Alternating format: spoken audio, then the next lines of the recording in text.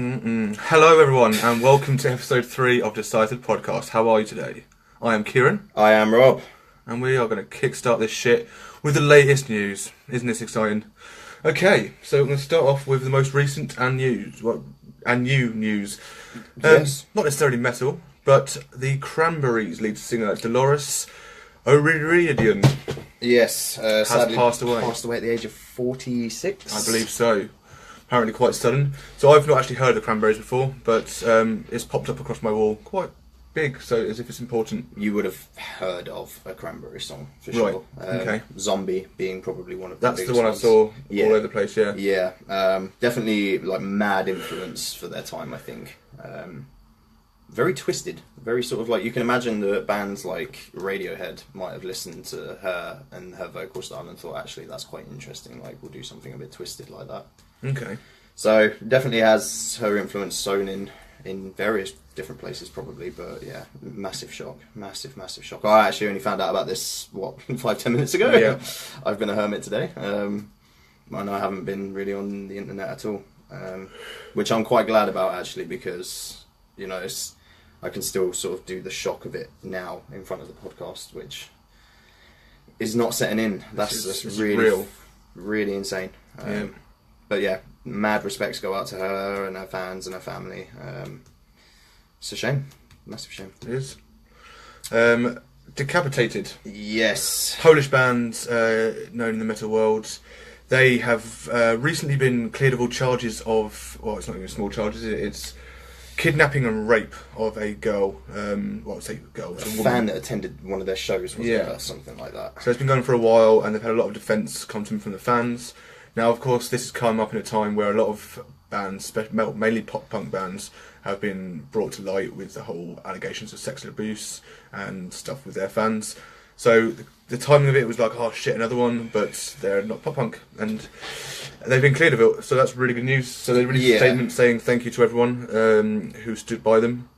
Thank you to all the fans that sort of never believed it in the first place, because I bet they probably did have a fair few people that would have sort of announced themselves as a real fan that probably would have just sort of taken the news upon first glance, which is shit, to be honest. I mean, we're about to go on to talk about Tim in a minute, Tim Lambesis, and I very much did the same for him as well. I sort of thought like, no, like this is just being blown way out of proportion, and I feel like, you know, in this case in particular, it's kind of like, I don't really think like many people knew what to really say or feel, because it's just kind of like you said, it's become sort of like a regularity in a lot of ways that I think a lot of people just probably did sort of take it as like, oh well, that probably happened. So it's good. It's good that they've managed to clear their name and stuff. It crossed my mind when it happened, when it got announced originally. But to the Polish-speaking people, I guess she is a kobieta kurwa, which means woman whore. I'm learning Polish. Excellent. I'm not. Right, there you go. Cliff Burton's father. Yeah. He has. It's been brought out that he gives obviously his son Cliff. If you don't know who Cliff Burton is, he was the bassist for Metallica. Guitarist or bassist? Now I'm getting stuck. He was the bassist. Bassist. Yes. Bassist for Metallica, and then unfortunately died in a bus crash back in like the 80s. I think the end of the 80s. Yep. So they were on tour. It was not long after they first paired up with Kirk. And yeah, they were on like one of their first tours after that sort of period in the band, and their tour bus hit some black ice or some shit, and he was sort of asleep in a bunk above the front of the bus, I believe. And as they've sort of like slid out of control, he's literally just gone shooting out of the side of the bus, and then the bus fell. Right. The interesting thing about that is that they don't actually know if that was necessarily what actually finished him off. When they hired a crane to come and pick the bus off of him, the crane actually slipped back on top of him. I did not know that. That's awful. Yeah, very much so. And obviously the band are outside of the bus. The band have managed to get themselves out. I think one of their roadies or another crew member might have died alongside Cliff as well. But the rest of them have managed to get themselves out and actually watched this happen. That's disgusting. That's crazy. That's quite mental. Yes. But again, this is like another sort of scholarship thing. We had one with Chris Cornell the other week, didn't we? Where a scholarship's been set up in his name. This is obviously a little bit different, though. I mean, that's quite a big thing. Yeah, so quite a big thing to do. Cliff Burton's father is putting all of Cliff's royalties to a scholarship, which I think is really awesome. Yeah, for sure. Definitely. But another little, I'd say fun fact, that's probably the worst words for it, but another fact about the crash is that it was almost Lars that died. I think they swapped bunks on that day. Yes, they did. I can't remember. They played like a drinking game or some shit over who got to sleep in like a certain bunk, and yeah, Lars very nearly did get that bunk. Mm-hmm. Yeah, I've Insane. heard about that. Yeah. Very much so. Yeah, I bet that was a brush with death that he probably has never forgotten. But Yeah. So pretty awesome about the scholarship though. very much so. Yeah, I think that's like a nice ending to an otherwise pretty much tragic situation through and Yeah. through. Like even though the band have managed to come to great success since then, I mean it's like with Avenged, they'll probably never really get over like the loss of a band member, but they'll move past it and they carried on making music, which is that's the most important thing. And I think this is like a good way to sort of rest that case, if you know what I mean. It's like it's become public knowledge now that all of his work is helping other people learn and stuff, which is It's awesome. Yeah.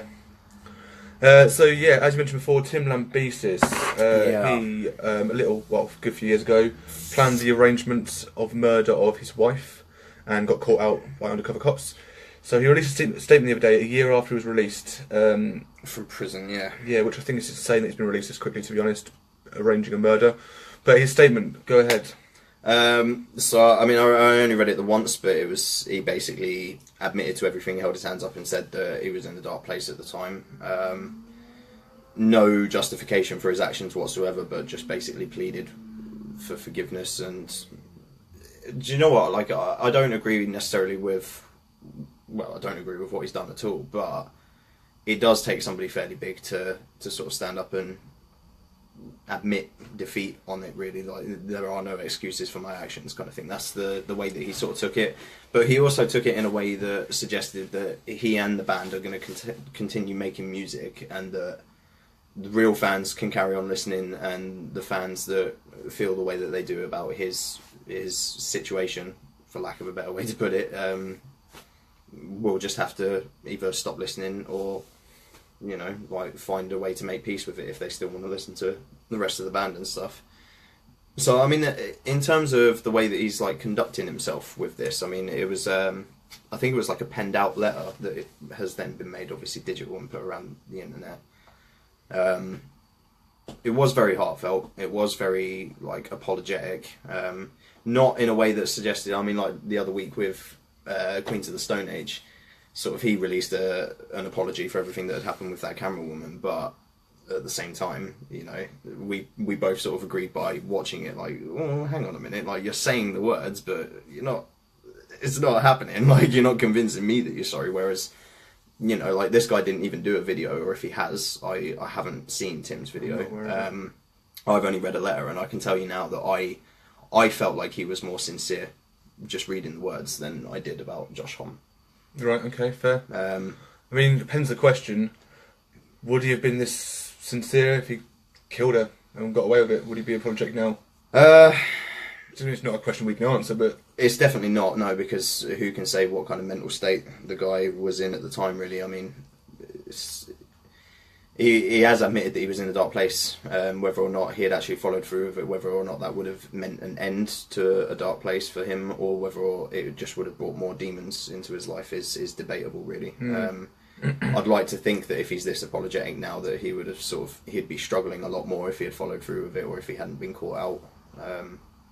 Yeah, I'd like to think that he'd be at a loss for remorse, really. Whereas, I mean, I'm not sure. I'm not sure if the fan base, if her, and I believe they have kids together as well. Oh, really? Yeah, Okay. I think so. Interesting.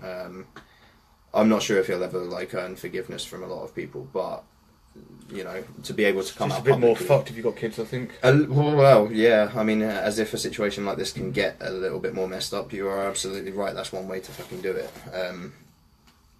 But yeah, as far as him being genuinely sorry goes, I think he is. It's just that, you know, like he says, he can't afford to let it stop him from doing what he loves, and he's going to continue to do so, I firmly believe. Fair enough. So, starting on a bad note with death, we're finishing on a bad note of death. So the guitarist from Baby Metal, Yeah. I believe his name is Mikio. I haven't written it down, so I apologise. I think it's Mikio is his name. He died. One name. Yeah, No he has two, but yeah, he died recently. He was apparently on an observation deck looking out at the stars Yes. and fell. And it was he was in a coma, and it was a result of his injuries. And I Yeah. don't know if they took him off life support or like not basically put him to sleep, or whether or not he just died naturally of his injuries. Yeah, I'm not aware. But again, it seems like we're doing this an awful lot at the minute. Like every sort of podcast, we come up here and we say, right, let's make this one a fun one. But you know, a lot Fun of after the news. yeah, you know, let's get the depressing shit out of the way first. Yeah, a lot of people dying, unfortunately. And it is becoming the case a lot recently. But interestingly, we were sort of talking between ourselves before we came on, and we thought about posing the question to anyone that's watching. You know, what do you think? Because we are both very much under the impression that Baby Metal were a manufactured band. They were sort of slung together for a purpose. That's not to say that they're not good at what they do. Clearly No. they are. They have a massive fan base. But Yeah. does the death of a musician in that band mean as much if they can just be sort of replaced and remanufactured the way that they were originally? Does that death actually mean tangential things, or you know, is it more like Avenged Sevenfold with the Rev, like some real sort of grief period will have to come first before anything else can happen? It's- I'm not actually too sure myself. I'm not. It's strange. So this will lead into our next segment as well.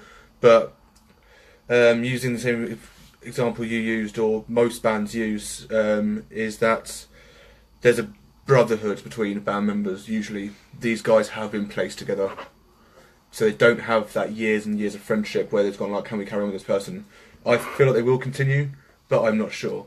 I feel like they will continue, yeah. Whether or not, I just mean like, is it really going to be like a hurdle for them to get past as a band? I mean, obviously, like, I'm going to assume they're not heartless people, so they probably are affected and grieving. But you know, does it actually mean big things, big change for the band, or is it more that, you know, they're just kind of like, well, we're sad that we've lost somebody that we've worked with for this time, but we'll continue to work, and that's that kind of thing. It's hard to see what sort of direction a band of their sort of status will take that.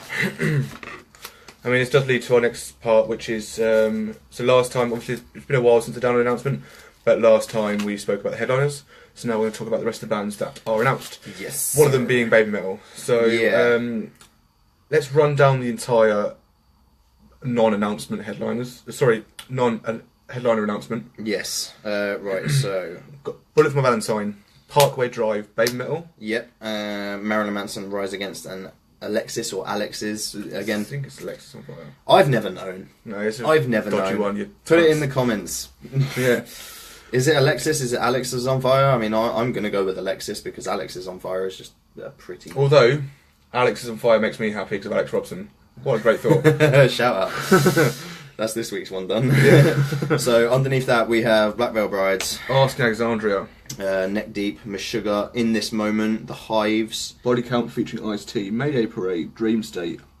WSTR, The Pink Slips, plus many more to be announced. That last one sounds good. Yeah, do you know what? I saw them last year. They were alright. Yeah, man. They're announced every year for download and they suddenly disappear. I know, yeah, well, do you know what? They actually played last year and I can see why. You weren't there last year, you son of a bitch. Right, Bullet, I'm super happy for. One of my favourite bands, although Very they have much released a terrible album. I'm hoping they sub Avenged. That would be great for me. So what, headline? Sub-headline Avenged sub-headline Sevenfold. with them. Yeah, Yeah. yeah, that would Bullet be into awesome. Avenged would make me happy. I mean, my biggest fear with that at the minute is that they will be potentially second stage headline. And if that happens, I'm sorry. On any but- of the days. Oh, wait, no, you can't, man. Don't even come to download if you think like you just go see Bullet over Avenged. No! Okay. God, no. I'm That's what I was upset. going to say. Like, as much as I love Bullet for My Valentine, like, I've never seen Avenged, so... Right, yes, I've seen good. Bullet 3 or 4 times now, so, Excellent. you know... And thankfully, Temper wasn't really involved in any of those, so... Horrific album. That'd be great for me.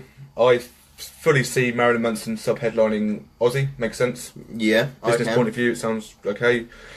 Manson, he can either be really good live or really fucking wank, or Download 2009 state, and that was the abomination of all live shows I've ever been to. I would go see Bring Me the Horizon again over that. I think. Again? I mean, it was. Yeah, I've seen Bring Me the Horizon. They were the main support for Machine Head. They got booed to shit. Fantastic. I told you that it's the Ollie is a cunt chant that went in Quran. Yeah. Oh, fantastic. That's where that came from. You don't place Bring Me the Horizon between Devil Driver and Machine Head. It's just not going to go down well. No, it's After not. Machine Head got show. But then there was, sorry, a little bit of a tangent, but there was also a year, I think 2010 or 11 maybe, like Trivium were playing after Black Veil Brides, or like another really sort of like... Hated band. Yeah, for lack of a... I mean, I don't necessarily have a problem with Black Veil Brides. I've never listened to any of their stuff. So I don't know. But I've obviously heard that they have a bit of a stigma to them, or at least they did when they first started. Just like a lot of stuff to do with their lead singer being like quite feminine and stuff like that. I don't know. Like he was... I think that's probably part of it. Um, Also, they were like they got a lot of shit because they had the whole makeup things, and people were trying to say, "Oh, you're doing the Kiss thing." It's like, well, a lot of people wear makeup. To be fair, exactly. It's They not may have exactly. overdid it. It's not exactly new, but you know, one of the funniest things that I remember seeing from like somebody's home video that they'd done at Download Festival this year was obviously Black Veil Brides had literally just either been booed off the stage or they'd just left the stage off their own accord. Trivium come out and like Capsizing the Sea into In Waves started playing, so like they've got the intro and stuff going on, and the drummer sits down, he starts doing his little rolls with it.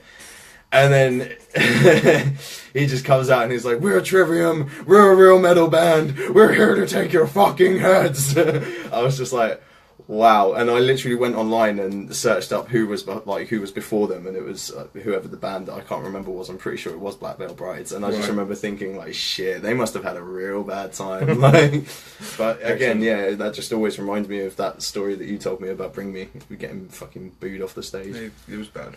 I mean, that sounds hilarious, but okay. So we've got Baby Metal.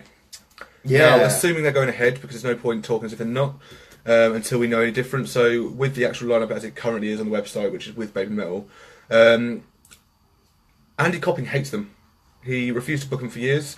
Then they finally got a slot where they played as a secret band along with Dragon Force, I believe. Or like they come on stage for one song with Dragon Force, and he allowed that. It's a special guest. It was one song, yeah, and then they got booked properly, and they got a big crowd. Does that mean that Andy's sort of like changed his mind about them a little bit now, or is he just doing it because business? Yeah, I think it's business. I don't think he'll change his mind about that. Which is fair, because I mean, I can't get into them. I can't listen to it. I hated him until I saw him live. I thought I'd give him the opportunity, and I bet they do. was I sick. bet they do put like a lot of energy into their live show, because they're mostly like kids. They have a lot of energy to give.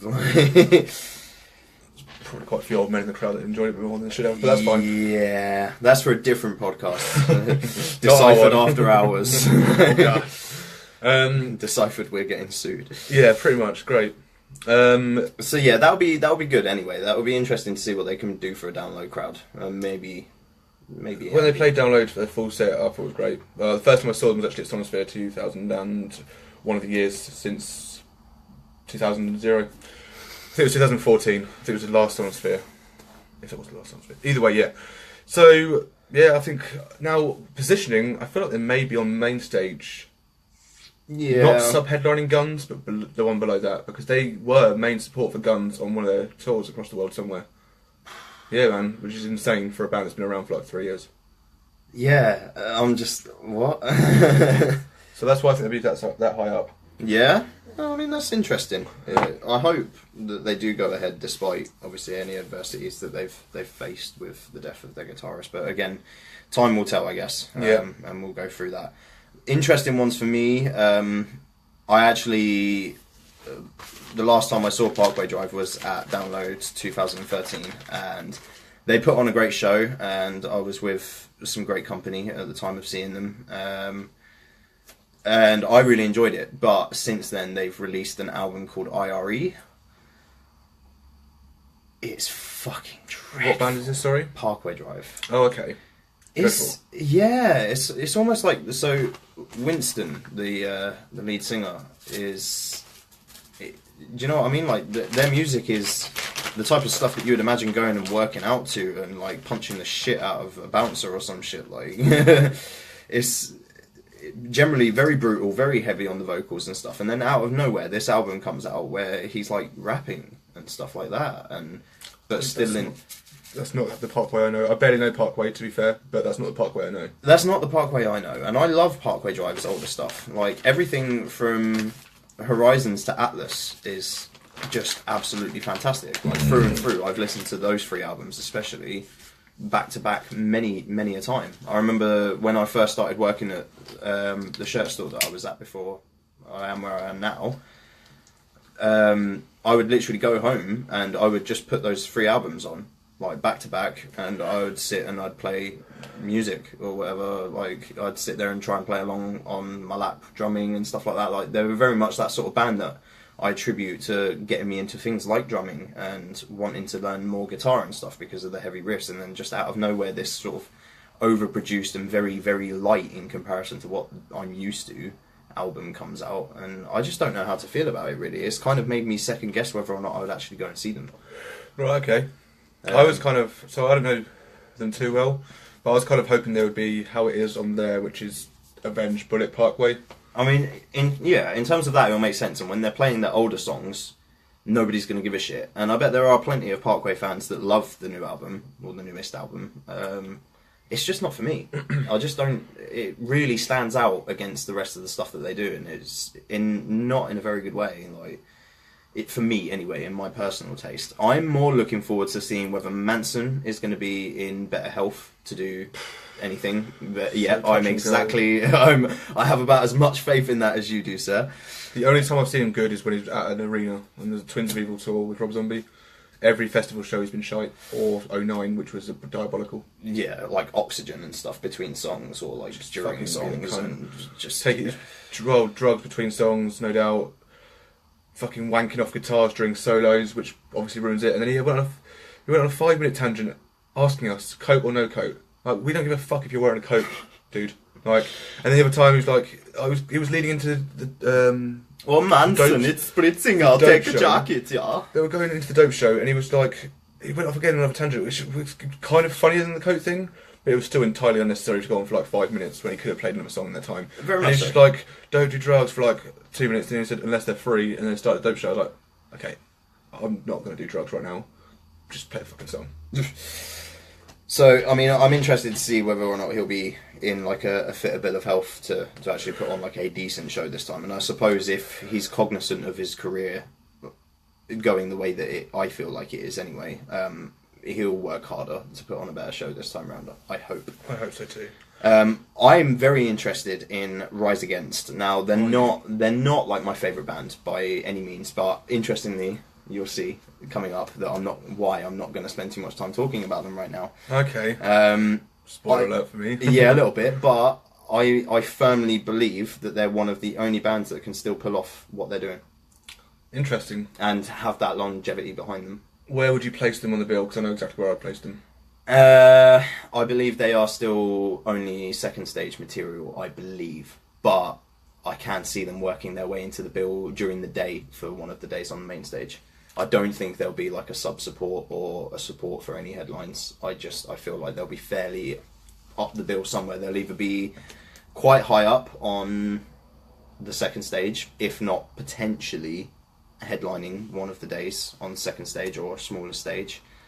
Or they'll be on the main stage, maybe on the Saturday. And I think they'll probably be like halfway through the day. I think they could possibly sub Guns, but I'm not sure.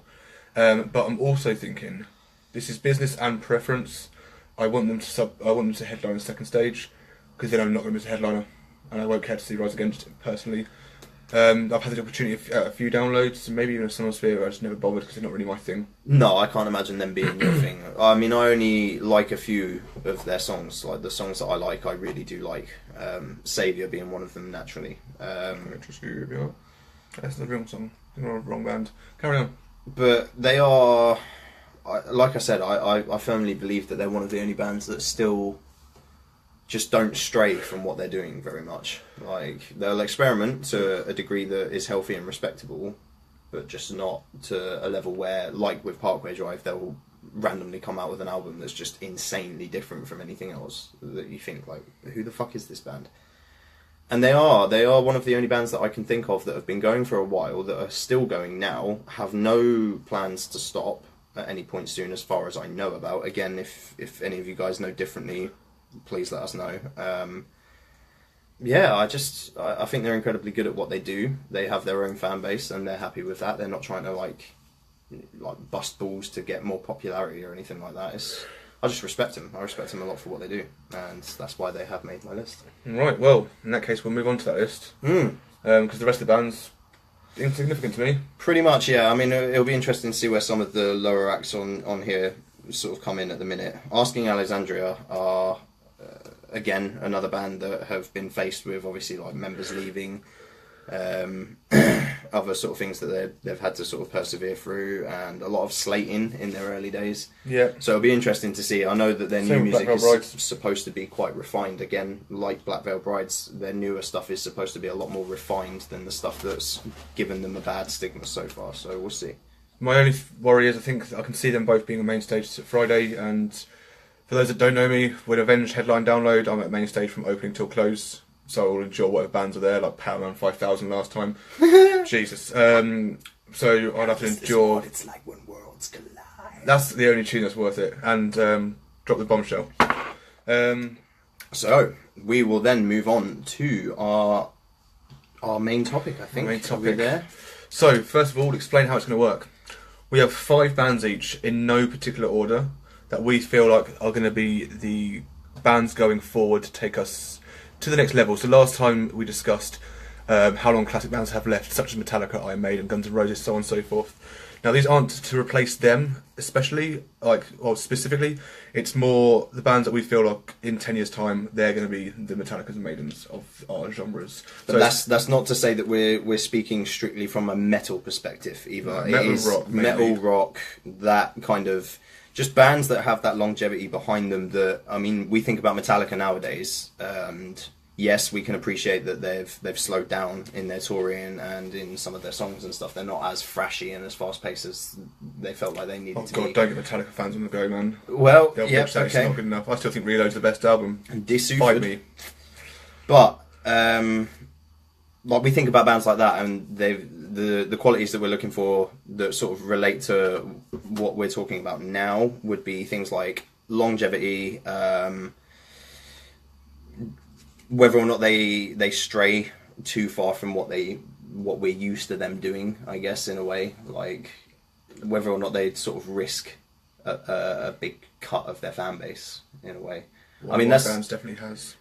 well, there we go. So, I mean, we'll talk about that. But it's just basically just don't sort of assume that we're talking about another Big Four or something like that. No. Like, it's definitely not the same sort of thing as that. It's more, yeah, just bands that we feel like when we're looking back in maybe 5-10 years time, looking back on these podcasts, that we'll think actually like we were right about that because they're still, you know, releasing an album next week or whatever. So Yeah.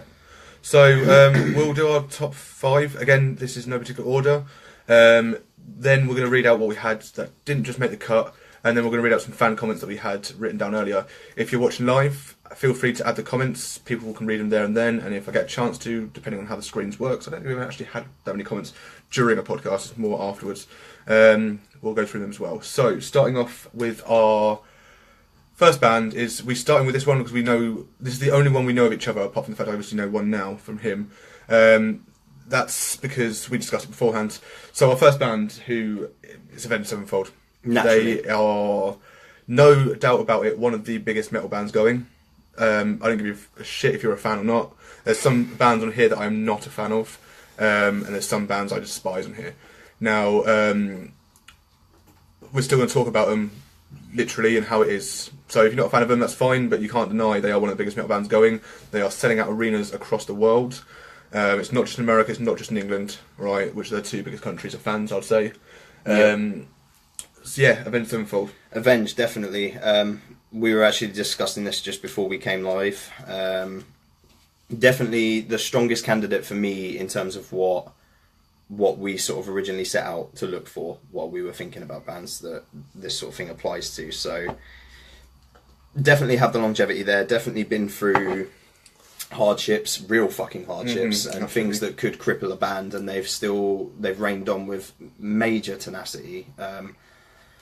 Just incredible, really. And when I think about like a classic band, naturally, I instantly do think about what we associate as classic bands nowadays. And Avenged are pretty much the only band that fit the bill for me that I would have no doubts about in 10 years. Like every other band that's on my list, I could feasibly turn around and say like there is a chance, there is something that could potentially stop this band from being able to sort of persevere through the years. I just don't see it happening to Avenged. No, I just don't see it happening. Like they'll carry on. Got the back catalogue. They are willing to change, and they've proven that through every single album they've released. Yeah, for it's sure. not the same as the last. They've got it. They've got the insane. I can vouch for this personally. They've got the insane cult following of their fans, of like obsession level stuff, and it's not just me. Obviously, I'm the biggest fan in the world, but the rest of them are pretty important too. They're headlining Download for the second time. Right, that's something bands strive to get once. So, And even then, they don't get booked for quite a few years afterwards to do the same thing. So, I mean, that shows that at least Andy Coppin has got fucking major belief in them as a band. Damn right. And respects them a lot for what they do. Who's going next? You? Well, I'm going to say the second one, and I'm thinking there's a chance that he and the band may be on your list. So I've actually put down Machine Head / Rob Flynn. Interesting. Go ahead, they're not on my list. They're not? They're not. Right, okay, so I put Machine Head down. I want to believe that they have the longevity there. I do want to believe that they will carry on making music because I fucking love Machine Head. I'm not the biggest fan, but every time they release an album, I'll skim through it and see what I'm getting myself into, and I've never listened to a Machine Head song that I thought, ugh, about. Like, there are songs that I don't necessarily like, I wouldn't choose to listen to again, kind of thing. There are songs that are weaker than others of theirs for me, Okay. but that's about as far as it goes. So I fucking love Machine Head. I'm quite surprised that they didn't. They were one of the bands that were close to making it. Is there anybody out there? Check out that song and you will find a song you'd hate by Machine Head. It's awful. I've listened to it, yes. And the new song, I haven't listened to it properly, but there's a new What's song it called called? Bastards. I've listened to that. It's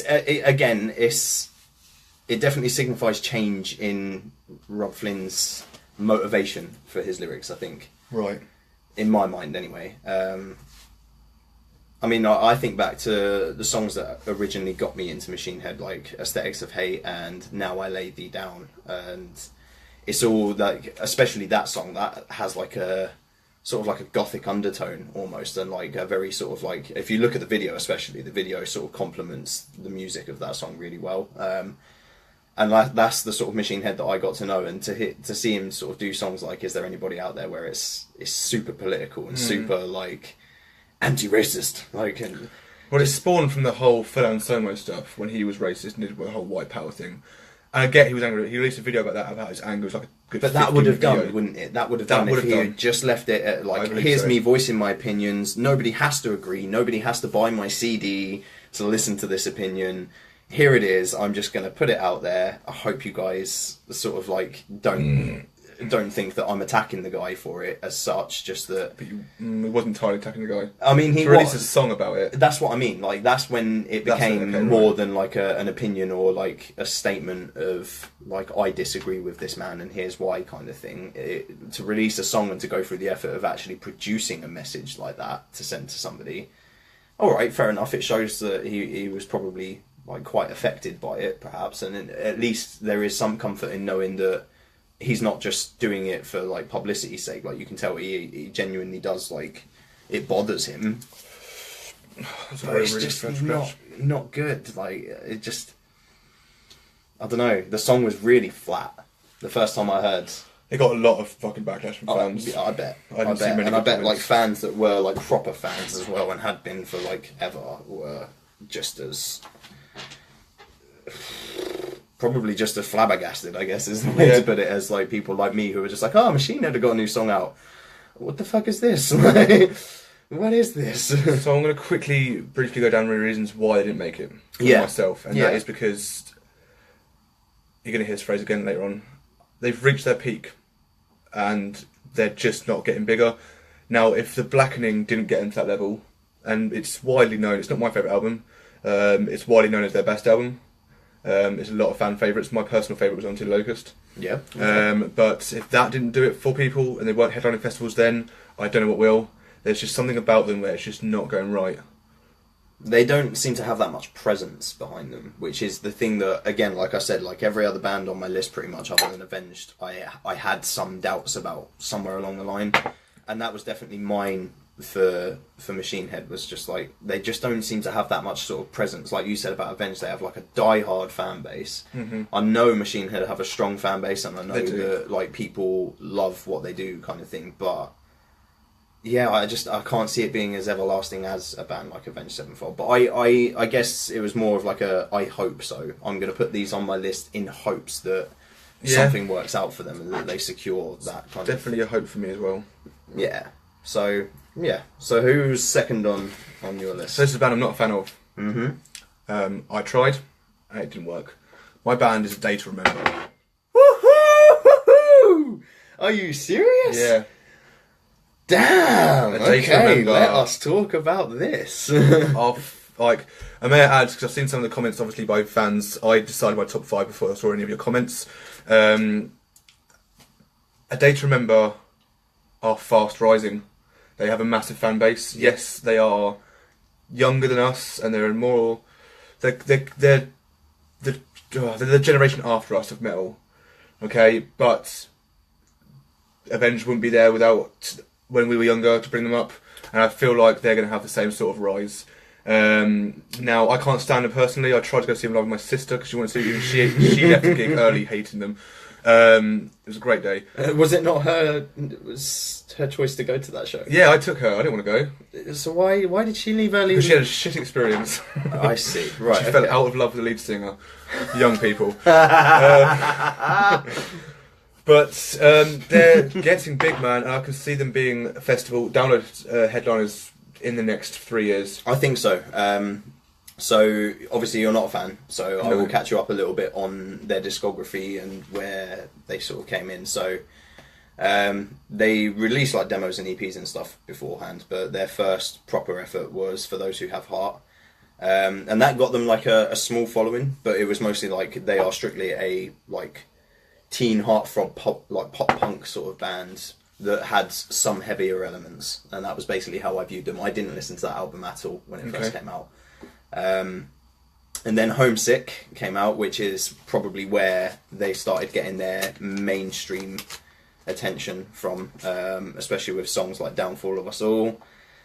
Again, Fort Lauderdale, was that even an album? Second Sucks. I'm just saying Second Sucks is What Separates Me From You. This is the third album.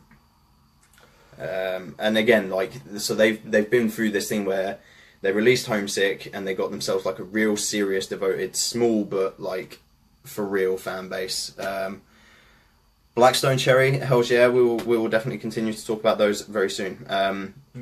Because they are on not my list, but a list of bands that I really strongly considered and thought I just can't quite let them make the cut. So we'll go on to that in a minute. We'll cross Volbeat at some point, I'm sure. But I've got my personal opinions about Volbeat, but we'll get into those shortly, Mickey, alright? But yeah, so A Day to Remember for me, they sort of reached this point and then they released a softer album, which is the one with the songs that you know from. Right, okay. And I think a lot of their original fan base were a bit like, what the fuck is this shit? Like, do you know what I mean? They're used to him sort of bellowing down the microphone, screaming at the top of his voice, and then this album comes out where he's trying to focus on his singing a lot more. There is still plenty of heavy elements to it. So they met some sort of a little bit of backlash from that, but again, it helps them gain more fans in the long run. People that were looking for softer things. And then I believe their next effort, Common Courtesy, they had like a dispute with the record label. Right, okay. So they ended up self-producing it and releasing it themselves. It got leaked. You just made the list. It got Chris Jericho reference there. It got released and leaked early, I believe, because I actually picked up a copy of it digitally before it was released. And I listened to it and I thought, like, there are some real strong songs on there, but generally speaking, it was a lot weaker. And I hope that didn't discredit them, because it wasn't actually anything to do with his, like, or their production skills as a band or anything, or like the efforts that they put into recording it themselves. I believe it was more so that the songs were just a little bit weaker than that. Their latest one, the latest album is Bad Vibrations, I think it's called. It is called. And it is fucking sick. Right. I really enjoy it. It just slapped straight back in the face with like the heaviness that I miss, without losing too much of like the melodics and stuff like that they've picked up since then that have gotten them slated a little bit. So I'm quite surprised to see that they made like a list in terms of longevity for you. That's quite interesting. I wasn't sure if you would ever really see the bands like that. The rise is I see. It's undeniable. I keep looking at Download and like you see so many comments about Download, how much hate it gets, and I always try and see it from a business point of view. If I was booking a festival, would it make sense? And they make sense pretty much every time. So for me, yeah, I fully see why. They need to get out of the slam dunk phase before they start taking on festivals like Download properly, I feel. I mean, they sub-headline Download like twice now. Yeah, which is a massive spot. It is, yeah, definitely. And one was last year, I think. Yeah, I was going to say it was either last year or the year before that they had like quite a big slot up there. And I remember thinking, like, fuck me, like when I first started listening to this band, I wouldn't have been able to place them on main stage at Download. Like, do you know what I mean? They get people going. The only issue I say is their pits are fucking crazy. The dude's voice is not great live. Jeremy McKinnon, no, I know. Not. He's definitely a much better studio singer. I don't think he puts too much production, like post-production, into his vocals at all. It's just that I can imagine it probably takes him quite a few takes before he's happy. Which obviously is not an option at a festival or a live performance. So yeah, I have heard that a lot. I've only ever seen the band once, and I didn't make a point of watching them at this point in time. And I was supposed to see them Download the last time they played that I went, and I passed out. I missed everyone. I missed Rammstein. I missed The Day to Remember. I missed Limp Bizkit. I literally missed everyone. But yeah, so I know that their pits are insane, and that they do have a way of getting the crowd pumping. So that's, again, really interesting one for me that you came out with, actually. Yeah. Yeah, that definitely makes me sort of think like, yeah, do you know what, this podcast is opening you up a little bit. Like, shit. Again, what's going on? I don't have to like them to know they get big. Okay, so my number 3. Third on the list. Now, I'm wondering if you'll agree or disagree. This was the other one. This is the final one, maybe, that I can imagine that we might have put on the same list. Okay. Again, I strongly, it's coming from a place of hope more than anything. Disturbed, man. Okay. Disturbed. They are definitely, absolutely not on my list. Okay, that's fair enough. Strongly not on my list, because why have you chosen them first? Okay, so if you'd asked me this question 2 years ago, I probably wouldn't have considered them for it. Oh, I may have considered them, but I get the feeling I would have sat and thought long and hard like I did about Black Stone Cherry, and thought in the end, perhaps not making the final cut. It's seeing the world's reaction to their cover of Sound of Silence, and I know that a lot of their major fan base didn't necessarily like Asylum, I think it's called. Right, that's the album, yeah. I think there's a song called Asylum as well, actually. Yeah, but for me, I mean, it was just pretty much normal Disturbed, just with a few differences, I guess, really. And I'm not going to say it's my favourite effort of theirs, because it's not. And it is definitely like new. I just don't see. I don't see anything that they've done putting a stop to what they do just yet. Okay. I mean, David Draymond's been through some fucking serious shit in his life. Like Inside the Fire, if you know what that song is about. Elaborate, please. I don't know Okay, what it's about. so if I'm not mistaken, he wrote the song about a girlfriend of his when he was younger, like when he was a teenager, not very much younger than me. About a girlfriend who he found dead because she had hung herself. Well, that's Something pretty like deep. that. Yeah, and he was the one that found her. And it's about, the song is about like the demons that one would have to face in that position, really, and it's quite interesting. So the way that it's sung is when you've got like the softer vocals throughout the verse and stuff, that's supposed to be him talking to the devil, and then the heaven lies beyond this portal, take the words of one immortal, that's supposed to be the devil like talking back to him and stuff. So I love the band for being able to do stuff like that. Like, that's what makes music more of a story for me. And I wouldn't necessarily like a band to release nothing but music like that, but if a band can do that, I mean, like Avenged with Little Piece of Heaven, that is a story. That is a fucking story, and I love it. It's funny you say that. One of the comments later on from a person called Courtney, but yeah. I really love that song.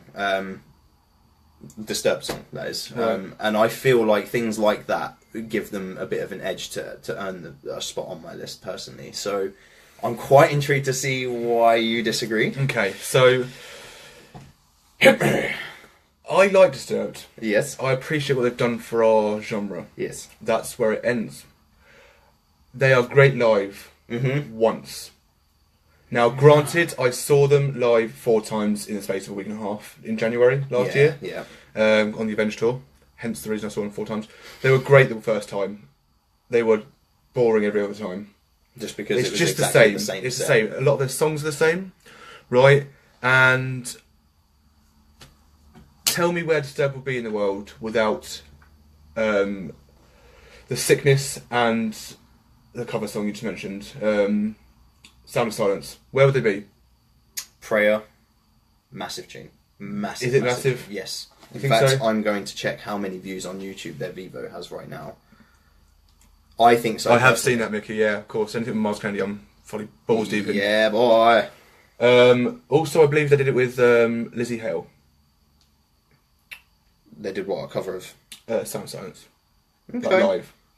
Could be interesting. Yeah, that could be really I interesting. could be wrong about that part, though. But Stupefy as well. would they have got those songs that big without Down the Sickness? I mean, think so, Stupefy yeah. is not a great song, really. It's not. What? It's not that great. Okay. I feel like Disturbed, they've done stuff with the metal, they gave it a name. Sound of Silence, I love that cover. Yeah, it's but that's widely... If they got them big across the mainstream world, that's not going to keep them... That's not adding longevity to them. That's just showing pop fans that a rock band can do a song. It doesn't sound like a rock song, it's just a cover. Yeah, okay. I mean, I can sort of get down with the logic behind that. Thank you. 10,000 fists. What? The fuck? Look, right, so Prayer, official music video by Disturbed, 8 years ago, 21 million views. That's Alright. really cool for 8 years of work. I mean, sure, but the work speaks for itself. If the song wasn't good enough to stand on its own 2 feet, it wouldn't have that many views, even after 8 years. Granted, I can't... I don't feel it. Not to bring the genre forward. I don't dislike them. I would go see them again at a festival if they were there. I wouldn't pay to see them headline a show. So you don't think that there are people that listen to metal nowadays purely because they heard a Disturbed song on TV? Because that's one thing that they do have behind them. Is I that feel like they there's people out there that listen to metal now because they heard an Evanescence or Avril Lavigne song on the radio. Doesn't mean I think they're going to bring the genre forward. Okay. I don't think Disturbed have that reach. To be honest, they have Interesting. reached their heights. Then they split up for a few years. They came back.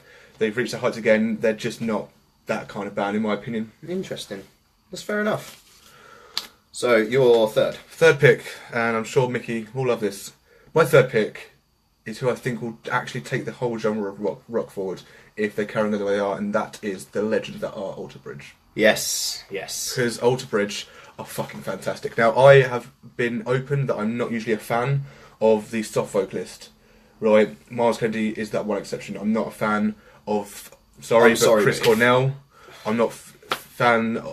If you can't make an exception for Miles Kennedy, there is something wrong with you. Like, if you are even like a purely I will only listen to music that makes my ears bleed kind of person, you have to appreciate Miles Kennedy's voice. Yeah, he's 100%. beautiful voice. Like, It's perfect. it is that, exactly that. I was going to say it's beyond beautiful. It is perfect. It just for what makes he me does. have really strange thoughts for a straight man. And he's like 49.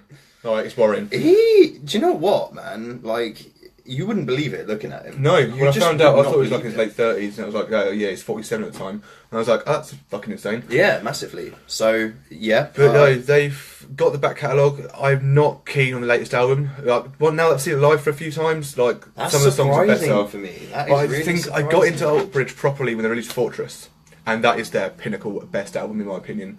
Right, don't get me wrong, songs like Blackbird and stuff like that are killer and amazing, right? But as an overall album, Fortress, man, like, so many fucking good songs from it. Cry That Please, good. Addicted to Pain, like, pretty much every song. It is one of those albums that you can listen to front to back and basically be not disappointed with a single thing. Just lie down, soaking wet, because of that much jizz going everywhere. Sorry, Mum, if you're watching. So no, I feel like they like. Also for Slash, so when Slash did his solo album, he chose multiple different artists. He chose Miles Kennedy from those artists, Yeah. and said, "This is how it should be going forward." Right? So this is what I want to happen. He likes Slash, fucking Guns N' Roses Slash, one of the best guitarists of all time, at least one of the biggest known guitarists of all time. Fuck yeah. Chose Miles Kennedy. The band have got longevity, definitely, and If not, he does himself 100%. Like, so at the very least, we can say if Alter Bridge as a band don't make it through, Miles fucking Kennedy definitely will. yeah. Like 100%. But obviously, I genuinely hope to fucking Outbridge because they are an incredible a mix band. of Tremonti as well and the other members who I don't know the names of, to be honest. So yeah, that is my band. I fully see them headlining Download. If they have one more key album, because they played that show at the Royal Albert Hall with the orchestra, that blew my fucking mind. One more solid album, they could be headlining Download for sure, Fantastic. and taking rock forward. I think. Cool. So interestingly about taking rock forward as opposed to metal, my next selection I am incredibly passionate about, and that is Foo Fighters. And we will hold on for just a moment. All right. I was getting worried you weren't going to choose them. I was like, No, fuck, of course I am. Fuck, man, you're not going to do Of it. course I am. In that case, we go to my second choice. Which is. Bring Me the Horizon. Ah! Now, I fucking hate Bring Me the Horizon. I fucking hate them. And it pained me. We discussed this very briefly, and I wasn't sure, and it pained me to do Bring Me I'm the surprised Horizon. they actually still made the list after They the did. talk that we had and how much efforts I put into trying to convince you otherwise. Wow. Yeah. Wow. Now, the reason I say this is they've got a massive following. Now, I've never liked any of their music, but putting my personal, very strong opinion aside, That's the Spirit was a fucking stain on society for a lot of fans, but it's got them bigger, but it's still kept them in the rock scene. They're not a metal band anymore, no fucking way. Not even slightly. They're in the rock scene, maybe slightly... Pop rock? Pop rock, maybe. Like alternative almost, isn't it? It's just like synthy rock almost, Yeah. like electronically produced crap. Yeah, pretty Sorry. much. Um, I push the point. They've got a lot of shit. He mimes a lot, and they've got so many fake speakers out there that you don't know which ones are real. It's not many of them. And the backing tracks are like 80%. Apparently, they just play backing tracks through the speakers, not live. I'm not keen on that. If you can't play an album live, don't do it. However, they have a following. They are going to headline Download soon. I can imagine it. I mean, Again, massive bands like Green Day have been slated for less than that because they've got their lyrics coming up on like a. Sorry, carry on. No, yeah, that's cool. I'm just looking at that as well. That's sick. Mickey, do I fully agree? Fortress, Yeah, no, I Blackbird, fully agree. 3, I fully agree with your that's album the choice. last hero. I might change 3 and 4 around, but either way, top 2 definitely, 5 definitely. I would definitely change 3 and 4 around Would you? myself out of that list, but otherwise that's spot on and perfect. I know. Ghost of Days Gone By though, that's number 3. One Day Remains is Find good. the real. Find the real, man. That riff is just too much for me. Yeah, same man. Shit does sell apparently. I agree that Bring Me the Horizon are shit. And yeah, this is exactly what I'm doing. I wouldn't choose them because I like them. I chose them because, as a business point of view, they will sell and they will carry on their rise. I'm pretty sure we both hate it as much as each other. Yeah, But, pretty much. Unfortunately so. Red on this shit. So, that obviously brings you down to your last selection, which is the same as my second from last selection, which is Foo Fighters. Yes. Dave fucking Grohl, my friend. and I won't go into too much detail about him specifically. In the coming weeks and months, it will be known why. Yeah. Um, On the lowdown. yeah, on the lowdown. But it's undeniable. It is undeniable. The guy is just fully possessed, almost, with what he does, and it's cool because like they've ventured out into doing all sorts of different things. Like, I like a band that can take risks with making an album, and I believe that's what they've done with the last. Maybe not so much Concrete and Gold, which is their newest one, but certainly Wasting Light and Sonic Highways, both two albums that they did some like alternative sort of things to produce. So Wasting Light they did themselves in Dave's garage, and they recorded it analog. They recorded it on tape. Okay, interesting. Didn't know that. Yeah, so that means that their playing had to be spot on, and that they wouldn't just be able to, say like, oh well, that's fairly close to being in time. We can just chop it and change it a little bit. There was none of that. Like it was all right. We're going to do the drums for this song now, from start to finish. Taylor Hawkins plays the entire song on the drums, like beat for beat, perfectly, and I've seen interviews where they were talking about like their sort of individual opinions about doing an album analog, and Taylor was definitely one of the ones that struggled the most because he was trying to be a perfectionist about it, which is fair enough. I mean, if you're recording an analog album, it's going to have that authenticity to the sound of it. It's going to sound vintage almost, and it does. Like you can hear it ring out, even if you've got it on CD. You can hear that it was recorded in just a different way entirely. And I fucking love that. I love that about a band. And the fact that they keep challenging themselves like that. So with the next album after that, they did the documentary to go with it in the TV series. And, they basically made the album to go around state by state of all of these big, like, musically influenced sort of states that, for whatever reason, like one way or another, somebody in the band was, like, connected to something. So they went to... where did they go? There was one. They went to one city in particular that I watched the episode of, and it was just the way that they wrote the song about what they felt every time that they went into this particular place. Like, I think that's quite an impressive thing to do, really, because it still sounded like a Foo Fighters song. It still sounded like it came from a genuine place. I don't actually like the album that much. I think it's quite weak, but I like the motivation. I like that they're giving themselves reasons to sort of try harder and to do different things and keep themselves on the edge of their seat, kind of thing, because that to me just says that they're not willing to let their passion die for what they do at all. And I just think that's basically what this list should be about, really, is like that in itself has the longevity there. They've been going for 23 years this year. Really? They've been a band for. Insane. The longevity's there, like you said, the back catalogue's there. 23 years. I believe so, yeah. That's when Kurt died, wasn't it? Yeah, 95. And 94, Kurt died, I think. yes, 94, sorry. And No, it was literally about 8 or 9 months after Kurt died Oh, wow. that Dave got himself, because he went into a very, very bad downward spiral, Of course. like a very bad one. And I think he took the whole thing quite personally, because the band didn't achieve that much success until Nevermind, and Nevermind was released pretty much exactly a year after Dave Grohl started drumming for Nirvana. And he's never really mentioned it anywhere that I've seen personally, but I do think he attributes a lot of the success that scared the shit out of Kurt. I think he attributes a lot of that to what he brought to the band himself, whereas, Kurt had written a lot of the songs for Nevermind before Dave came around. He just added an element to it that like knocked people's socks off. Like Butch Vig, the guy that produced that album, who's also the drummer for Garbage, if you know that band. Heard of him. I'm not a fan, I don't listen. Not because I've listened and thought, oh, no, just I've never gotten around to it. But from what I understand, he is a very, he knows what he's doing when it comes to producing an album, particularly on the drums.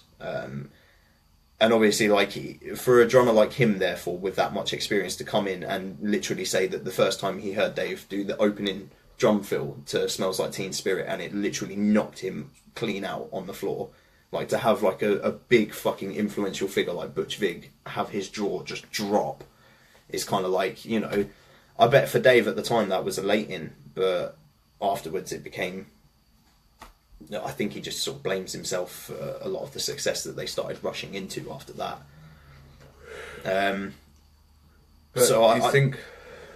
So with Foo Fighters, they're already at a substantial level already. Very much so, yeah. I mean, he was recording the first album. The first album is actually all him on every instrument. Right. He did that all I himself. thought I heard this the other day, actually. Yeah. Yeah, he did that all himself. And I think he had like one producer with him in the studio, and even then they didn't do much hands-on work. It was like, I'm just going to stay here and provide any help if you need it, but otherwise, like, here's the recording deck, here's the instruments, have fun, basically. Right. So he wrote this entire first album, and that was literally it was released over a year after Kurt's death, but he was writing it within the same year of Kurt's death, I believe. Right. Because Kurt would have passed away in April 1994. I believe it was April, yeah. And literally by the end of the year, he was in the studio and starting to record and stuff. Very much so, yeah. And I think it was a struggle for him to do it. I think that's what I like about Dave, and that's what I have zero doubt in the longevity factor, is that he was in a bad place then. He must have been, but music drove him back to do it, and that was his driving force to get over what had happened. Really, so I think that will carry him until he's dead. He'll be another musician like Tom Petty, where he might not release a fuck ton of albums when like he's getting older and stuff like that, but he'll still be playing like on TV and stuff. He'll still play shows. He will still be revered as a massive influence in the genre. But as the band of Foos themselves, yeah. So as I said, they're already at a level where they're worldwide known. Yeah. Now, do you think they've hit a point where they're just, if they get shit, they're not going to go down anyway? Or they just stay at the point because they hit the point? Because there's a lot of big bands that, well, not a lot, there's some big bands that get massive, they stay there for years, they're great, they go shit, and they're not going to lose their, but they never lose their spot. They're always the top spot, even if they're shit, because of who they are. Will Foos stick that out? And I think they're going to go shit. As a band, I'd be less inclined to say yes were it not for Dave. That's the thing. Like, I think Dave Grohl has reached that point, and I am making myself sound like an absolute fanboy for him at the minute. Whereas I'm actually a big believer in, like, if a band is famous, it should be the entire band, not because they've got like a popular lead singer. I agree fully. So I don't actually like agree necessarily from my perspective, but I think it's just the way it is. Dave already has that era about him, kind of thing, whereas like the rest of the band, not so much. I mean, if I said to you, do you know what instrument Nate plays in the Foo Fighters? Of course I do. Plays bass. Fantastic. Alright, fair enough. I guessed that entirely. I don't know who the fuck Nate is. But no. So, I mean, as a band, I would hope so, because I think Dave has kind of come to terms with the fact that, he can't do it all on his own. And interestingly, we'll go on to talk about this a lot more. We are going to do something in the future around Dave and Foo. To be revealed another day. Yes, and I will go into as much detail as you can possibly drag out of me in a short space of time. Longer than usual space of time, but yeah. Still going to be a short space of time to talk about that. But yeah, so Foo 100%. I'm glad that we are in firm agreement about that. Yes. So let's go off our top 10 again. So we had a total of combined top 10 with like a top 8 in the end. So Foo Fighters, Bring Me the Horizon, Alter Bridge, A Day to Remember, Avenged Sevenfold.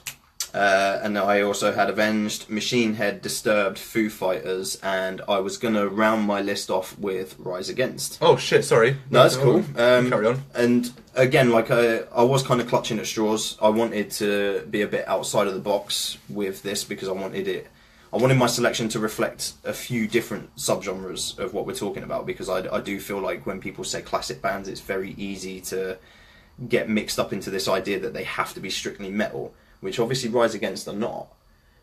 I firmly believe that they will carry on doing what they do and that they won't waver from that very easily at all. So that's why they made the list for me. A little bit of diversity has to be sort of paid attention to it. Like, if I wasn't sort of trying to make a point of making my list a little bit abstract, perhaps they wouldn't have, but I feel like theirs is a sort of a subgenre that doesn't really get spoken about, doesn't have many new bands coming into it. I mean, you could sort of say bands like Beartooth and Neck Deep are of a similar sort of likening to them. But again, I mean, like, something about them sets them aside in my head, at least. And I just think that a lot of bands, without realising it, maybe even like draw influence from Rise Against. But that's pretty much it. All right. They fall into the same category, not similar category to Disturbed. In fact, in terms of, I feel like with Rise Against, they've hit their peak and they're not going to go any higher, and therefore won't carry the. My apologies. They won't carry the genre across. I don't feel like Rise Against have that power behind them. They're a second stage headliner band at Download, and I don't see them getting any higher. I'm not to say that's. There's not a chance, but I just don't see it happening. And that's where I go with Rise Against.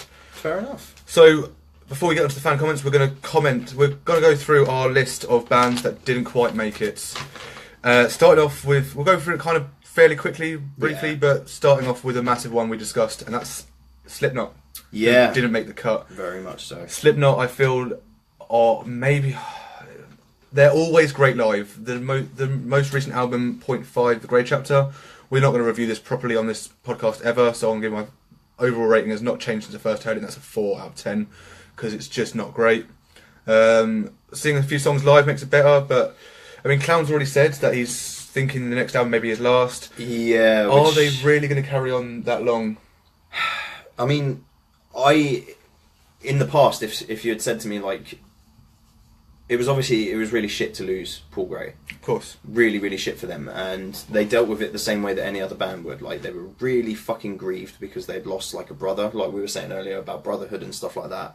That definitely applies to Slipknot, I feel like. They've had to, really. When the same fucking set of blokes go on the road for as long as they have, you either kill each other before you finish your tour, or you just end up developing that brotherhood there. So they sort of got through that, and that to me suggests longevity. Like, wow, they can get through some pretty major hardships. That's cool. What then happened afterwards with Joey kind of made me feel like, well, if they can lose their drummer and sort of pretend like it's not a big deal... I'm entirely putting Corey behind that as well. Well, Jim Reed and Stone Sour, but another time.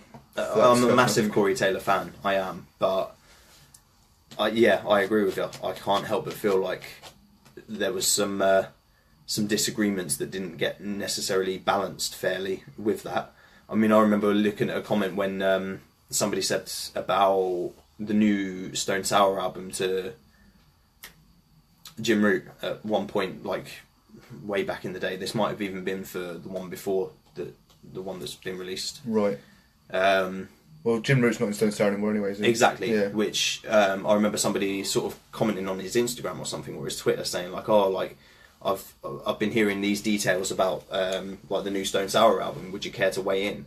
And his comment back was, "Not in that band anymore. Not my decision. Not happy about it." Yeah. ...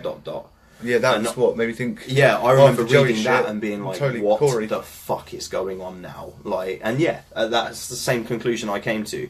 And I remember listening to this radio interview that Corey had done as well about the whole ousting of Joey from the band, and he seemed so full of shit while he was talking. He kept saying like, "Oh, we're really sorry to have him go," and like, you know, it's not what any of us wanted, kind of thing. But we just decided as a band that it would be best. And it's like, no, you fucking didn't, because Joey's already gone out saying that he didn't want to leave. He was like forced to step out. So one of you is full of shit, and I'm pretty sure it's him.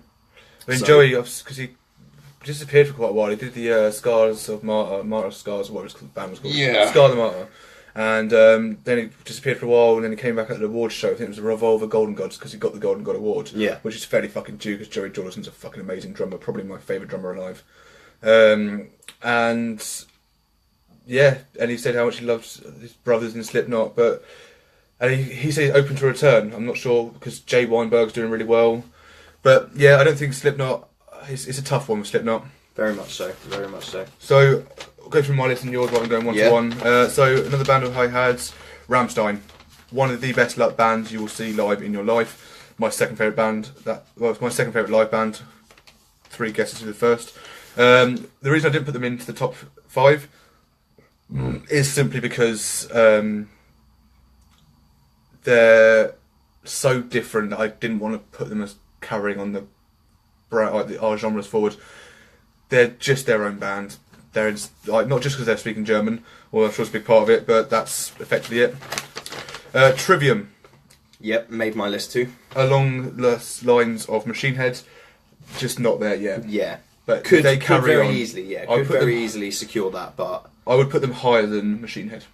okay, Personally. yeah. Okay. Kill Switch Engage, fantastic bands. Keep going from strength to strength. I still prefer Howard, but that's another conversation. That's a personal sort of preference. Yeah. Whereas a lot of their fan base, I forget the guy. Jesse. Yeah. Are very, very big fans of that. So. Yeah. So that's another one. That's another maybe extra 5 years on top of the bands we did mention. They could be up there. Yeah. They're going to be like the sub headliners of the future, I think. This one was risky. I put Manson down because, but he's also Disturbed, Rise Against. He's past his prime. But I feel like he could still possibly lead, but maybe not.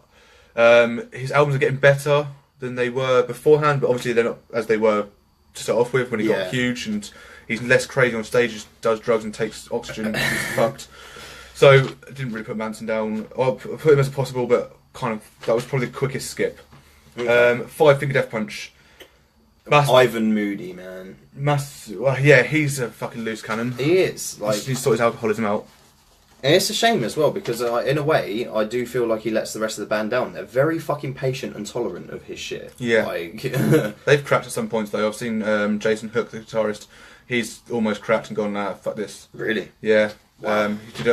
He did a tweet and it wasn't aimed at anyone, but obviously aimed at Ivan or about Ivan. But my only problem with Five Finger, and I've actually got the bass on Facebook, which is kind of strange. So if you happen to be watching, I'm so sorry. Well, actually, no, I'm not sorry. Fucking brutal on here. We speak honesty. They're getting very samey, and their album's getting worse as they go along. And their live sets, they've played the same fucking set for years, but added new songs on. With pinnacle points at like Wrong Side of Heaven and songs like Yeah, that. Like, but they only do a cappella version of that. They just do an acoustic. Like, play the fucking song. It's a tune. My favourite song. I've always fucking stumbled on my words in this one. I always forget things. Far From Home. They played a cappella, half of it a cappella, and that was it. Half of it? Half of it. And that was it. They got the crowd singing parts of it. It's like play the whole song live as it's meant to be. It's great. Yeah. And they never play songs off the Way of the Fist now, and barely off the Sack Now Mover. that's a shame. War is the answer. So That yeah, it is a shame. So if they step up their game a bit, I feel like they could definitely be up there. Again, they're not like miles, they're not like leagues away from it, are they? This just kind of Absolutely not. No, they're definitely almost there. Lamb of God were another one. Yeah. But now that Randy's is screaming a lot less on his albums, he's still screaming live, but how long is that going to be for? If he stopped screaming less on his albums, it's obviously shown that there's an issue there. He may stop screaming live, and where does that band go from there? Very much so. So they've got the hardcore fans for sure, but it's going to be difficult, and they're still not at that length. I think they're probably, I keep seeing that fucking despicable name on your screen.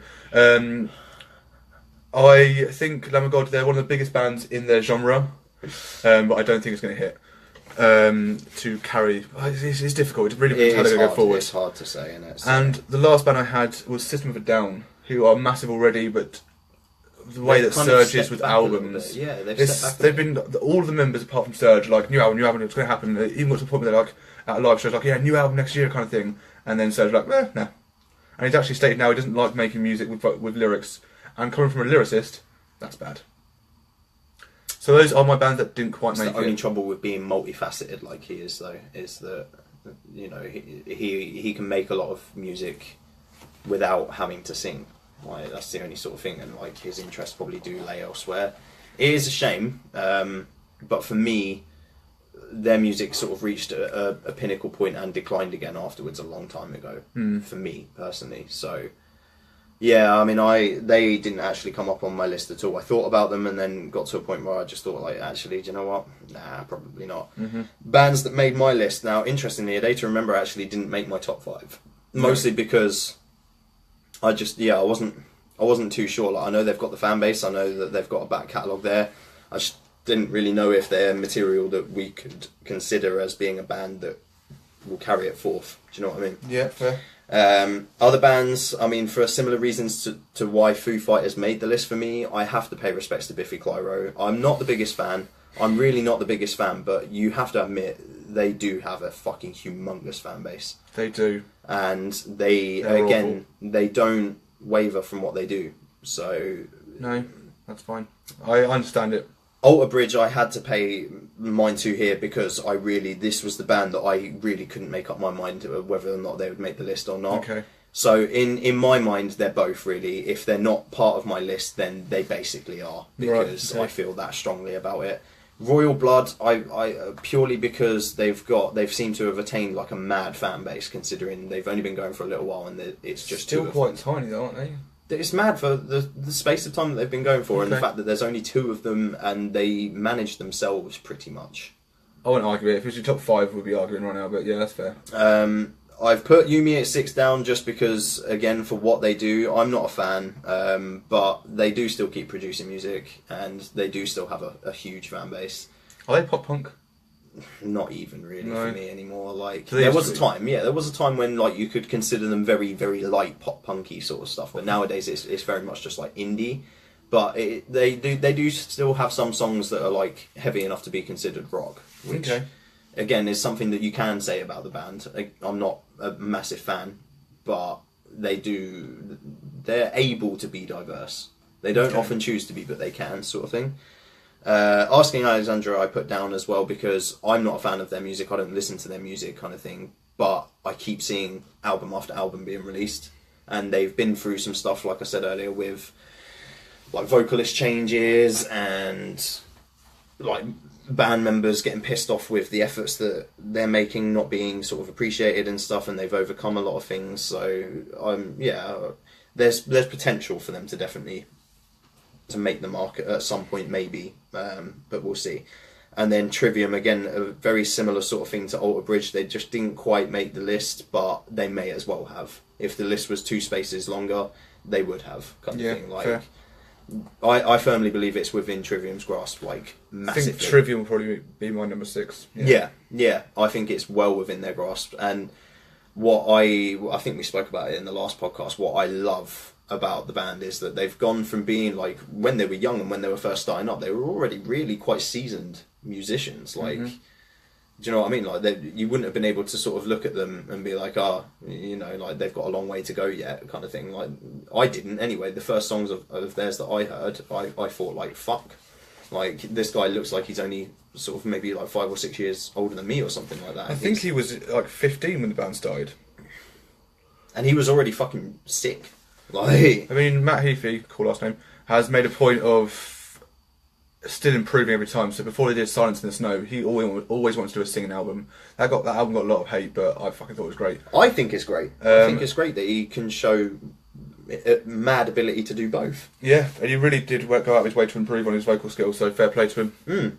And I think for reasons like that, as long as he keeps that sheer determination there, and the rest of the band are willing to support it and like carry on doing what they do, kind of thing, it's pretty much it's going to happen for them at some point. Like, there will be a band that people look back to and think like, oh, like, you know, even if they're not about in 20, 30 years or whatever, people will look back and be like, that was a massive band. Yeah. And they've sown their influences in everywhere.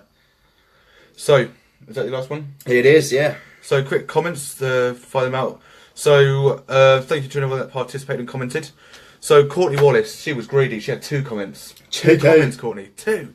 So, she said in her first comment, A7X of Sevenfold will replace bands like Iron Maiden because of themes and characters they create and the stage props. They both have tracks with stories, as you mentioned earlier, Yep. such as Ghost of the Navigator and A Little Piece of Heaven.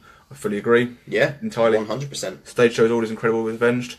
Her second comment was, I think Five Finger Death Punch have a strong possibility of getting up there too if they keep at it. Motionless in White move up the lineup year on year. So to be honest, I have some high hopes for them too. She's a massive fan of Motionless in White, to be honest. Do you know Her what? band. I've never really given their music much time. Like, I've heard a few songs. I had an opportunity to go and see them live, which I declined purely because I didn't know much of their stuff. But what I've heard isn't atrocious. It's just not.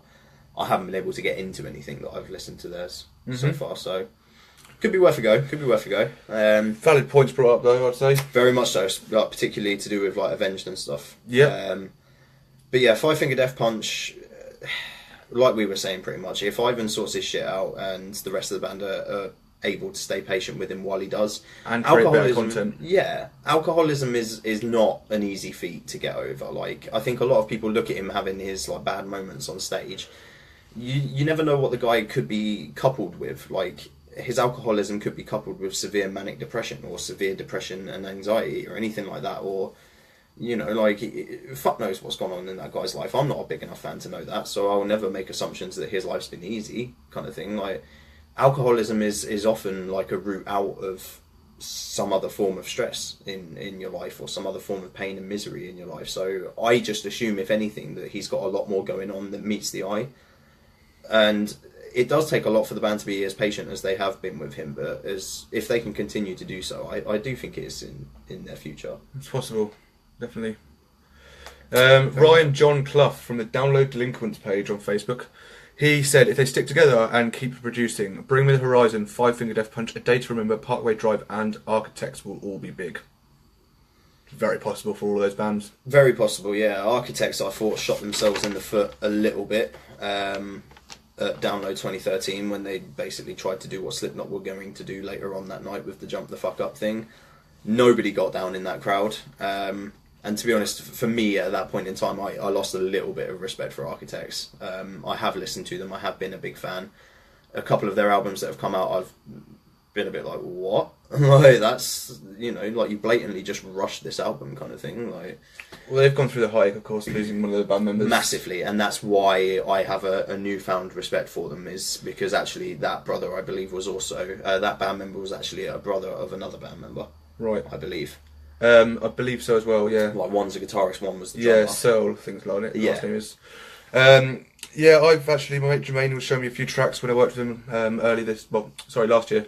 And I got into a few of the tracks. It's not really my thing, but there's a good few songs. Gone with the Wind, their new one, Doomsday's pretty good. Yeah. And another one, I can't remember the name of, it's one of the heavier tracks. Mickey Fenton, if you haven't heard of him, just look in the comments, you see his name about 10 times. Excited. Cheers for the support. Gonna have to give it to A7X and Old Bridge. I fully agree, because they're both in my top 5. Yep, massively. And then Sean Wilson, who knows I hate Bring Me the Horizon, simply commented, Bring Me the Horizon. Winky face. Thanks for that, Sean. So, yeah, all fair. As Mickey mentioned in the comments on the live right now, Yeah. Volbeat and Blackstone Cherry. We'll start off with Volbeat, because I think it'll be the quicker and easier to get out of And the way. that'll be you to take care of that, because I still don't listen to any of their stuff. I find them...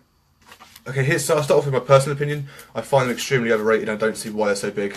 Really? I saw them support Old Bridge live at the end of 2016, I think it was. And one song was good, because I recognised it. It was the open song, but not something to go too crazy about. Are they the people that sing that Steal the Deal? Yeah, that rings a bell. Boogie for a While. That one. Yeah. See, I hate the words about bugging songs. Just fuck off. They are getting really big across Europe, actually. They're headlining festivals. My mate Gareth keeps on wanting them to headline Download. We've got sweepstakes going on each year, and they're saying that they're going to get them... Like, he votes them to headline Download. I just know it's not going to happen, not anytime soon. I don't feel they're going to rise any higher. They rose pretty quick, but I think they hit their point there. Blackstone fucking Cherry, on the other hand. Now, this is where me and you are definitely going to disagree, I feel, because I can't say that I'm a massive fan, because I don't listen to enough of their stuff, but that's got absolutely nothing to do with any of the stuff that I've listened to of theirs. Sorry. I think they're fucking brilliant. I think they're absolutely brilliant at what they do. So You're yeah, expecting a big argument, aren't you? But really, I don't have much of one. Brilliant. Maybe a push for me.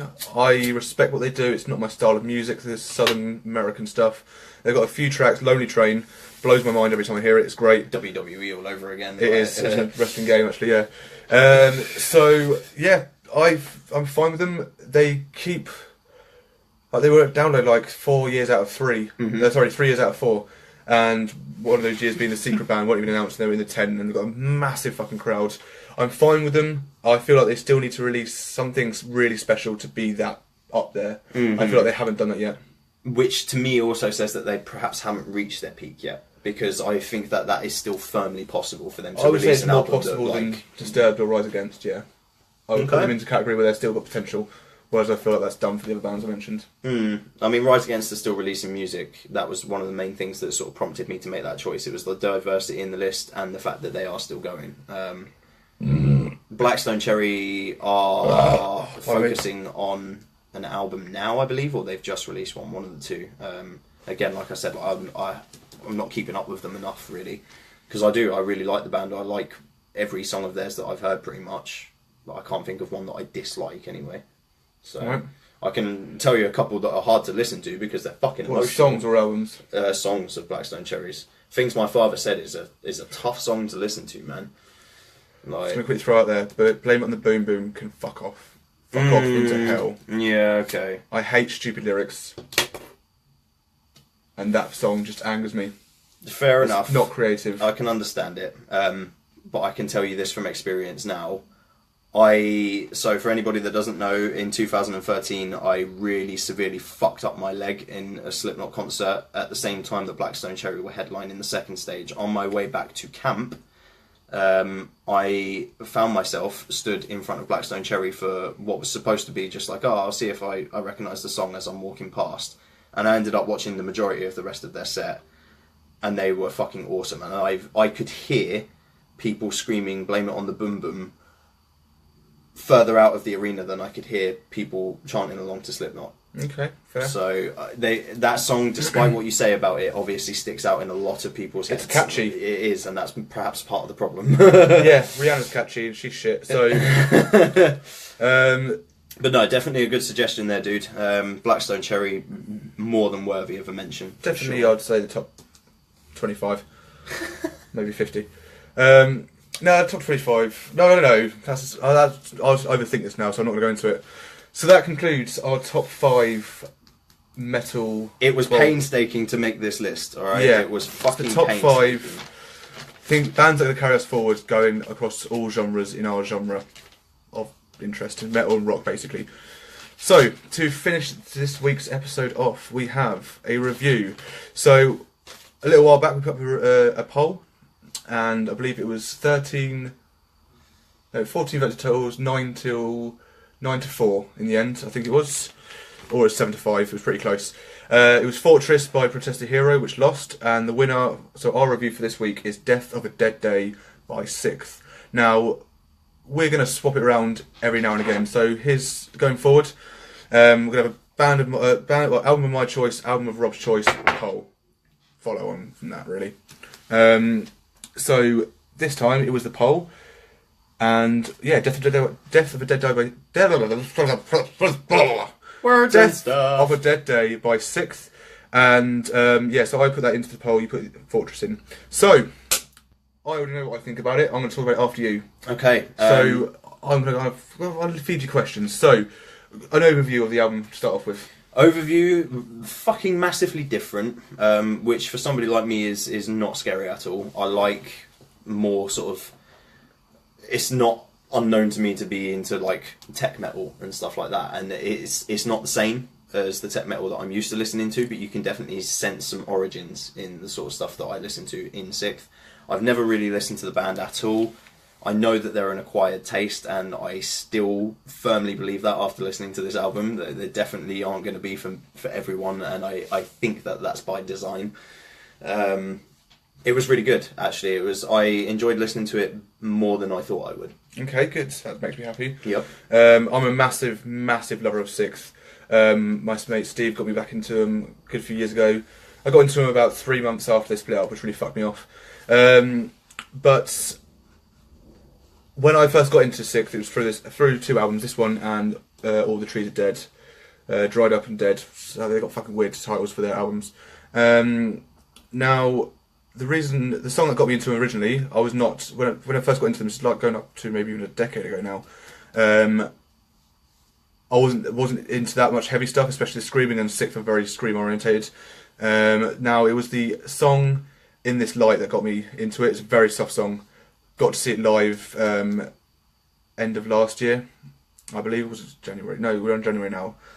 I'm fucking mind's fucked with dates and speaking English To be language. fair, it's mad to think that Avenge was a year ago. Yeah, it's crazy. Yeah, man. Met them, by the way. Just shout out. And Cam Rackham. And Cam Rackham, and the wife of M Shadows, and Bees, That's Yeah. Not Metal podcast dude. Fucking awesome day for Favorite you. journalist. So yeah, I keep saying it's fucking me off. Can I have some of your water, please, sir? Yeah. Lovely. My mouth's going dry. That's why. God, this is. So, how about I relieve you from the stresses of this then, and I will talk. Here's Rob, by the way. Yeah, I will talk about a couple of the songs. So, I will be honest, only a few sort of stood out for me. So, the opening song on the album, "Bland Street Bloom," fucking cool song to open with. Like, I thought at first, the first time I listened to it, like, is this going to be like another opening song kind of thing? Because obviously it starts off with like a bit of sound effect, and then straight away it's just bang, like straight into it, and I was just like, yeah, it sat well with me. It was like, it geared me up to listen to the rest of the album perfectly, which I think is pretty much all you can ask of the first song on a track listing, is that it gears you up for what's going to come, and it fucking did. Summer Rain, okay, abstract effects and stuff. Like, I like the sound of the drums and stuff like that. Like, I see them now as a band that, especially seeing as a lot of people don't know this, and I know that you're not really going to care for this, but Dan Weller, is it, the guitarist? Yep. He actually produces either all of, or at the very least, one of Shikari's biggest selling albums. And his influence in that album is unmistakable. And then when you listen to Sixth afterwards, you think like, okay, I see what you did there. I see where this influence comes from. So they would do sort of things like Roughton, the singer of Enter Shikari, was like recording a song idea that he had on his phone, just a video of himself going like just miming some music basically. Okay. And during the video, he actually shuts his door. Like, he goes through his front door, and as he shuts it, like the knocker on it makes like a really percussive, like in rhythm and in beat sound effect that they actually cut out of the audio sample from the video and put in a song. And then wrote lyrics around it and stuff. And you can tell that they've done similar sort of things like that with Sixth, like perhaps the other way round. Like, they've read the lyrics and they thought like, oh, well, maybe we could do this effect with the drums for this song because it fits with this kind of thing. Like, there's just like layers to their music. Okay. I've found, and yeah, it is. I like stuff like that. Especially when it's mixed in like a technical way, like they've obviously done with pretty much the entire album. Like, it's all very technical, very abstract, and very weird. I love it. It's like looking at a fucking Picasso painting. Yeah, it's great.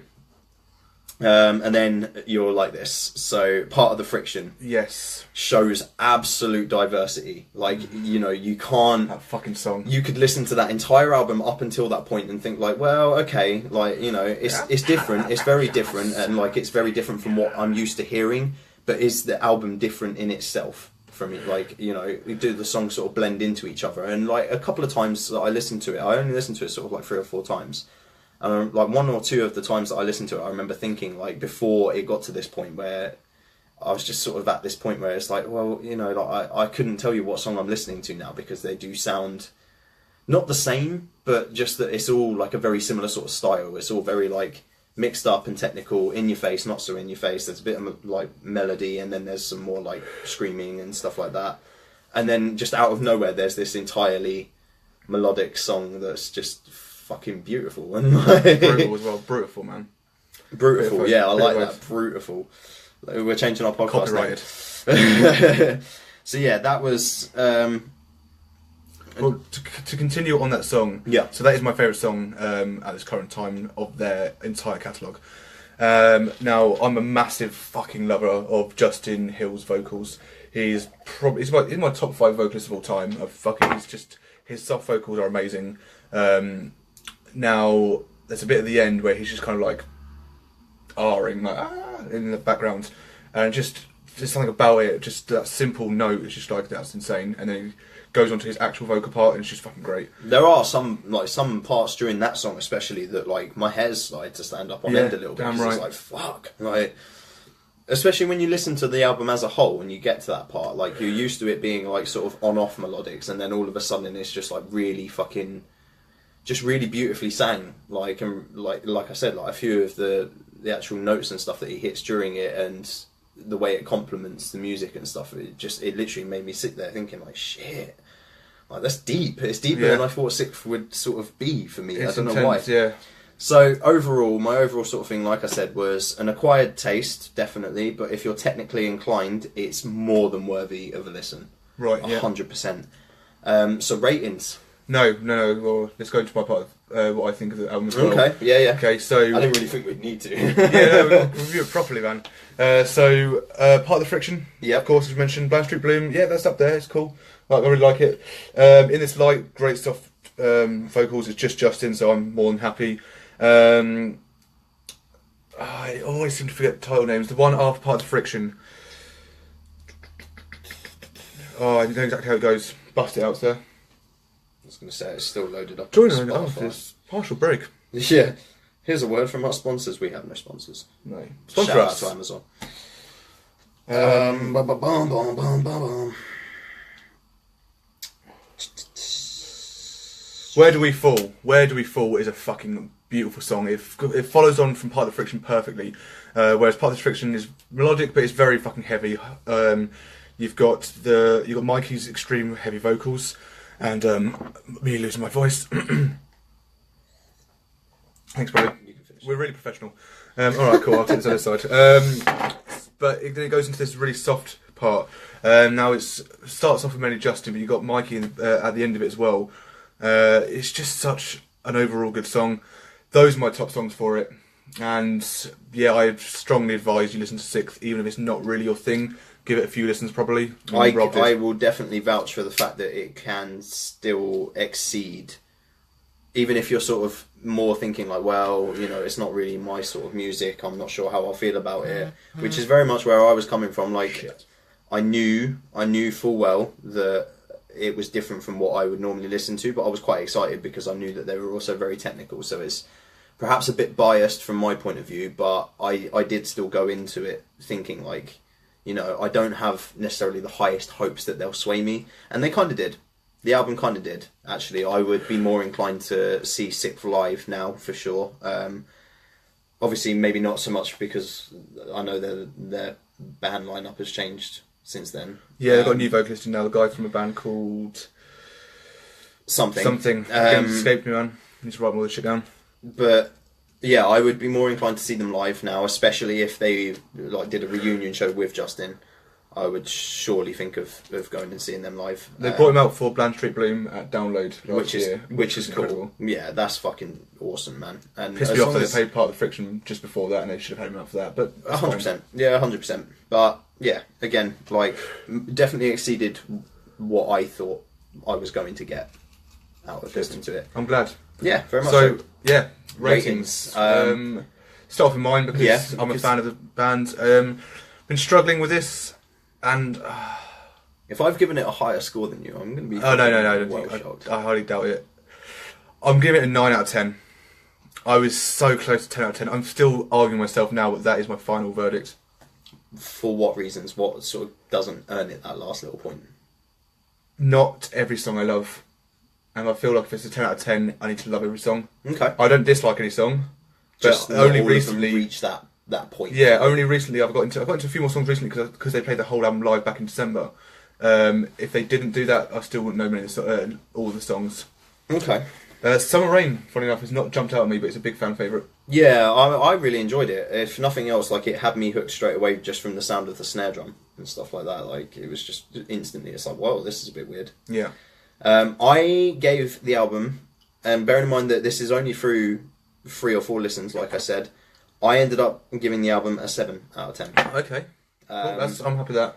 Originally, so like if we think about it logically, so it sat at a 5 for me when I first went into it because it could have gone either way. Either I would have really enjoyed it or I really wouldn't have. And where it lays upon the spectrum after that is subject to me listening to the music. There were a couple of songs that I just thought like, okay, same old, same old. So that's one of the reasons why it scored me down a little bit. And also, again, like I'm thinking about it sort of objectively, and I know that not everybody would be able to listen to that album and say like, oh, okay, they're really cool, I like them, or like they're a bit twisted, I like them. I can, but I have to sort of make some leeway there for. I mean, it is my personal rating, but I just feel like they're not universal enough to earn them like a 10 out of 10 from me. Okay, that's fine. I mean, it's always down to personal opinion, but I understand fully. All right, so that completes our podcast. Yeah, I think so. I think we've covered everything. Next time, whenever it may be, obviously be announced on the page, hopefully next Monday. It's my choice for the review. So we are going to choose. I chose a band that I like. I was actually got into them about the same time as Six, but they're the polar opposites. And but it's an album I feel like Rob knows more than I, so I'm willing to learn more on this one. I do know a few key songs, and my favourite song by this band is on this album. But that's what I'm looking forward to, is getting you out of the key songs and getting you to look at the other ones. We are going to be reviewing Make Yourself by Incubus. Fuck yeah, we are. And next time's topic. So, I came up with this the other day. It's going down pretty well. It's going to be a difficult one to figure out. We're going to be listing our personal top 10 albums of this century so far. And the rule is we are only allowed one album per band. Because if you didn't, you'd have 7 Avenged Sevenfold albums and 3 others by me. Yep. So one album, one band. 10 bands, 10 albums, okay? There's no covering that otherwise. So, other than that, I apologise for fucking up loads of my sentences at the end, but I've got a driving test tomorrow and that's my excuse, so fuck you. Any other words? No, not really. Just, yeah, as always, comment on anything that you feel like was worth a mention from this episode. Now that you know roughly where we're going to be taking the next one, give us a comment if you've got anything that might be worth us considering or thinking about. Give us your top 10 albums. Yeah, feel free, Same man. rule applies, Feel free. one band, one album. We'll post them on the page at a later date as well. I'll be showing it around for you other places, but I'll be interested to see what they are, and they won't affect our decisions, I'm sure. I probably won't look at the comments until the day of the podcast. Okay, so, yeah, much love. Thank you very much for tuning in, and take care. Bye.